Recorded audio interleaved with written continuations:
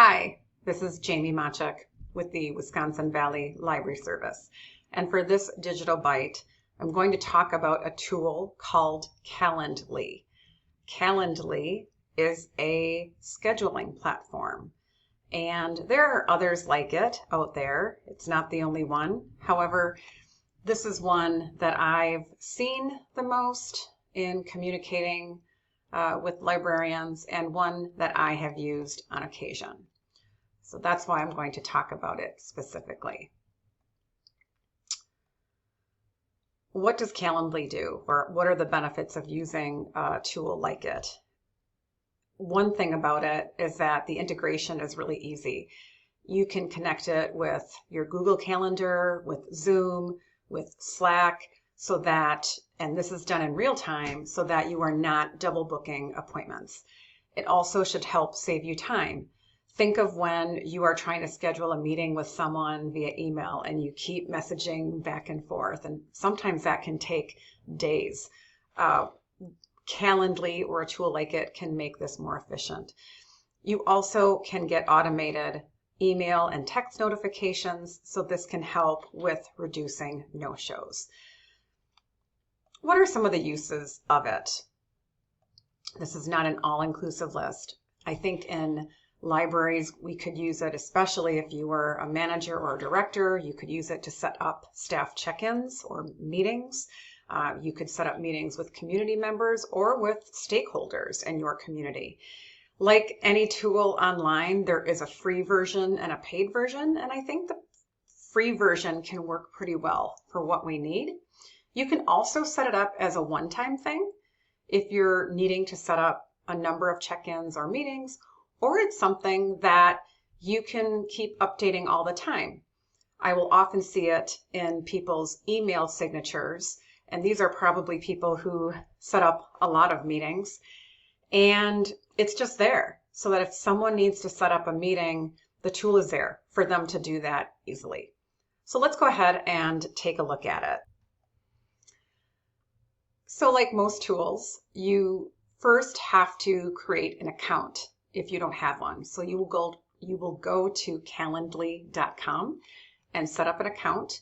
You can also link it with a Google account. Once you are in, it will take you to a page that looks something like this. And I think one of the first things you'll want to do is make sure that it's integrated with your calendar. So if you go to Integration and Apps on this tab, you can see all of the places where you can integrate Calendly. So Zoom, for example, your Google Calendar, Google Meet, even Slack. That would be the first thing that I would do. So if I go to the Availability tab and then go to Calendar Settings, you can see that mine is already connected to my Google Calendar. It's really easy to do that. If I go back to the Scheduling tab, unfortunately, with a free account, you can only have two of these types of scheduling options, which again, I think works fine for most of the uses. So let's say that I want to schedule a bunch of 30-minute meetings with people for the rest of the month. I'm going to make sure that 30-minute meeting is turned on. And I'm going to click on it. And then it will give me the working hours. So because I want to change some of these, I'm going to go ahead and click Edit Schedule, and it's going to pull up a calendar.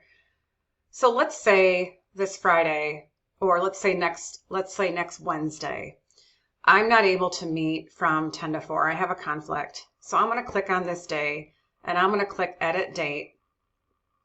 And I want to change that from noon until 3:30. I'm going to click Apply. And now you can see on the calendar, instead of 10 to 4 as the default, it changed Wednesday from 12 to 3:30. So I could do that for as many days as I need to do. And I want to click Apply.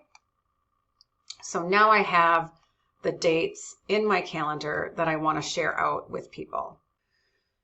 You can also see that with a free account, you can schedule a meeting for up to 60 days in the future, which is nice. It also shows my time zone as being Central Time. You would set that up right away. So if you are meeting with people in other time zones, it will also reflect what time zone they are in. So I'm going to click Save Changes. And now that I have my calendar set up, this is something now that I want to share, let's say in my email signature. So I'm going to click on Copy Link, and I'm going to set up my email signature. So I'm going to put schedule a meeting with me. And I can hyperlink that. I mean, I could copy and paste the link, but I would rather hyperlink that. So I'm going to go ahead and grab that text and click the link, and then copy the link in, click Apply, and make sure now that I save those changes. You could also grab this as a widget to throw on a web page, but for this purpose, I want to set it up and have it on my email. So now that I pulled up a new email, you can see the link where it says schedule a meeting with me. And just to make it easy, I'm going to send an email to myself. And let's just see if that works. So now if I click on that link, or if I were to send an email out and they were to want to set a meeting with me, they can see all my times that are available.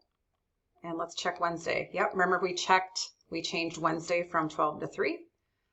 That person can go ahead and add their name, email, and schedule that event.